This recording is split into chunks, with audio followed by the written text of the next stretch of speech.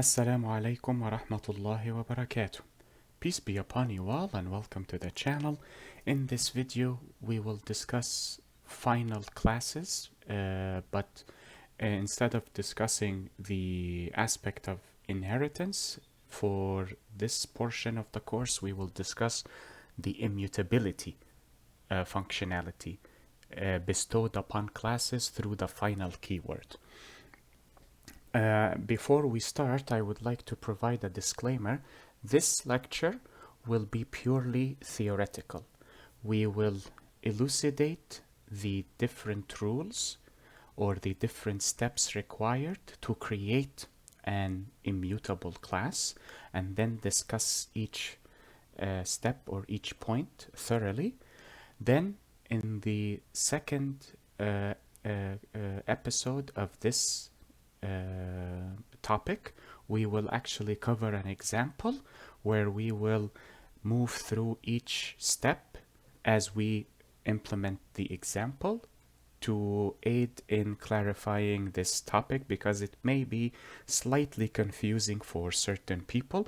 So I will try to clarify this as best as I can. But before we begin, بسم الله الرحمن الرحيم الحمد لله رب العالمين والصلاة والسلام على أشرف الأنبياء والمرسلين سيدنا محمد وعلى آله وصحبه ومن تبعهم بإحسان إلى يوم الدين وارض اللهم عنا معهم أجمعين اللهم آمين. اللهم صل على محمد وعلى آل محمد كما صليت على إبراهيم وعلى آل إبراهيم وبارك على محمد وعلى آل محمد كما باركت على إبراهيم وعلى آل إبراهيم في العالمين إنك حميد مجيد.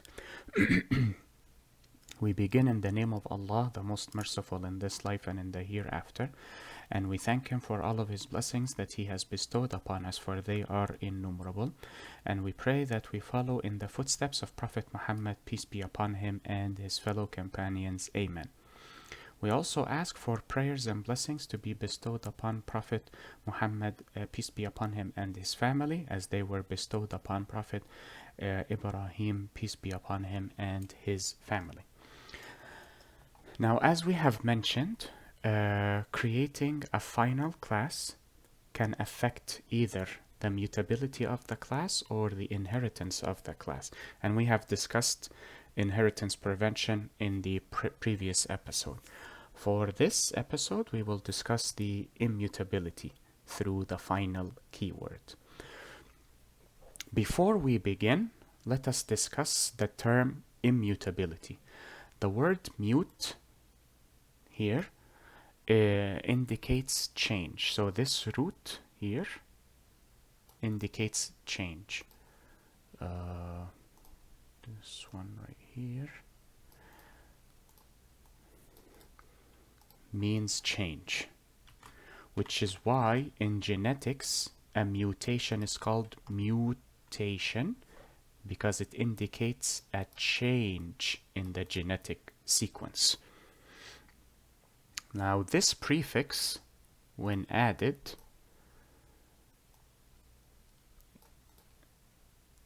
connotes for the antonym of change. So here you can say prevention of, as an example. Let me try to squeeze it on one line. There we go. So we are trying to prevent a change. In what? In classes. Classes normally create what? Classes normally create objects or instances, but I prefer to use the term objects, but you can call them instances if you would like. Instances. So the ultimate goal of creating an immutable class is to prevent the change of objects. We do not want the object created by a class to be changed. An example would be in the incidence of hacking. A hacker may change the state of the object to benefit from that endeavor by one form or another.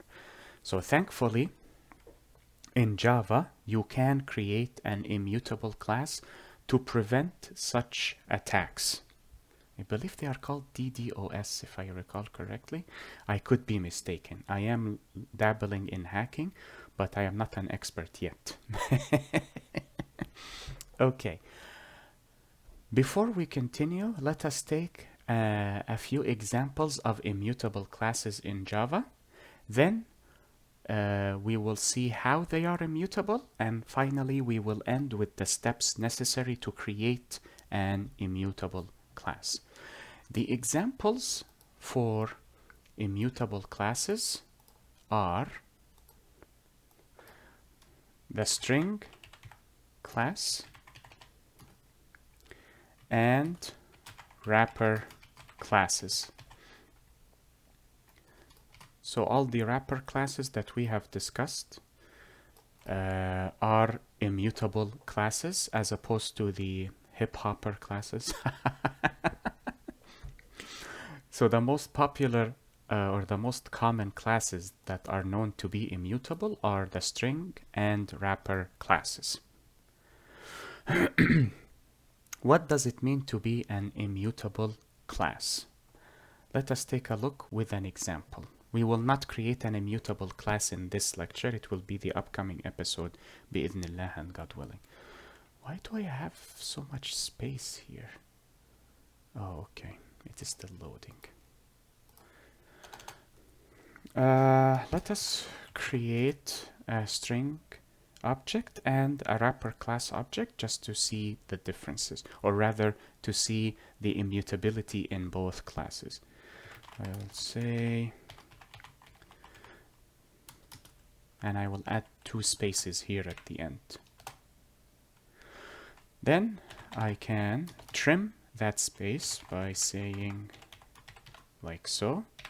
And if you recall from the trim lecture, we discussed that the trim method returns a string. Now if I print this, let us take a look and see what happens.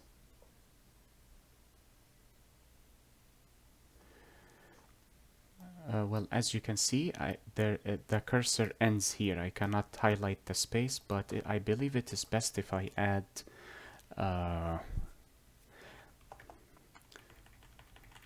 let me add the space here at the beginning so that it is clearer. So as you can see, there is no space here. The space has been trimmed. Now you may think, well, the string object is no longer immutable then because it has been changed. Here is why the string class is immutable. We will not discuss this fully. I will create an immutability lecture for the string class, inshallah, bi'idhnillah and God willing, much later.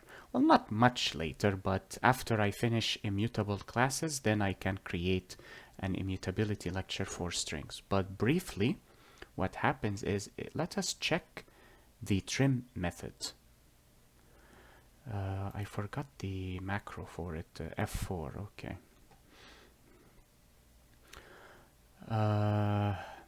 Okay, so this may be a bit difficult to read, though you are aware of ternary operators, we did cover it. But yeah, just to avoid confusion, since this is a beginner level, I will explain briefly what happens. This string object is immutable because the trim method does not return the same object. It actually creates a new object that is an exact copy of this original object, trims it, and then returns that copy here. Thus, the original object is still intact, though it is lost through garbage collection and so on and so forth, which we will discuss later on, bi'idhnillah. But that is how a string class is immutable. Do not worry, we will discuss immutability in strings later on, inshallah, bi'idhnillah, and God willing. Let us take another example for wrapper classes, and I will call this num for number, and I will assign it 5, like so. And then I will add 5 to it. Then I will print the answer. I will remove these from compilation for now. 10. Now you may ponder the question, why is it 10 if this value has been changed from 5 to 10? The answer is simple. The value being placed here through this arithmetic operation is not the original value. The compiler actually copies this value and adds 5 to it, and then returns this new object. Remember, these are classes, so this object is copied, then manipulated, and the copy is returned here. So every time a class returns a copied object instead of the original object, this class is known as an immutable class. Whenever it returns a copy of the original object instead of the original object itself. And of course, you have to code that immutability. The compiler does not do it for you, and we will see how we can code an immutable class at the right now. So we no longer need this, and I do not even need this anymore because this was for demonstrative purposes. So now let us check the steps needed to create an immutable class. So I will delete this. You can pause the video and copy it, but I delete this in case I do need the space.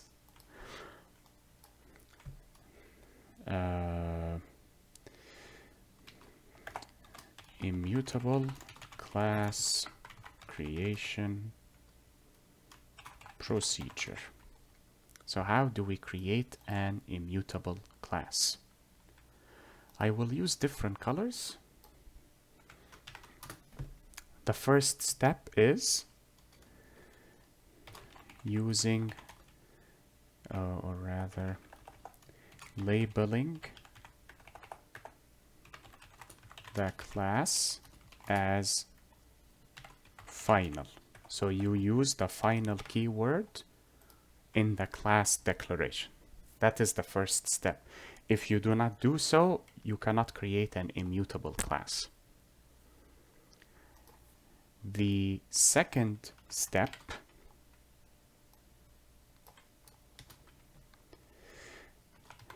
is declaring all instance variables as final,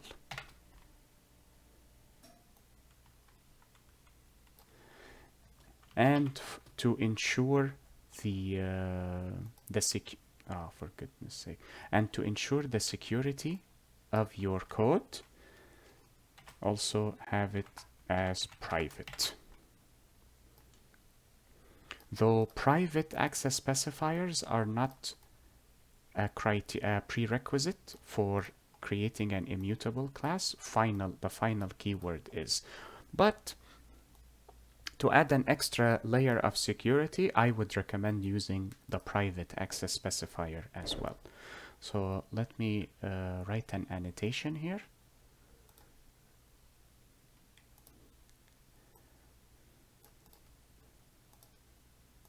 And say prerequisite. So this is the prerequisite for creating a final class. This, as far as I know, I could be mistaken, is not. But just in case I am mistaken, I added it here, because I tend to forget a lot, unfortunately. Okay, let us take a look at the third step. Since you are using the private access specifier, do not expose. Okay, so that makes sense. Then, I just answered my own self, or my own question. Keep private as a prerequisite as well, in addition to final. You will see why in the third point.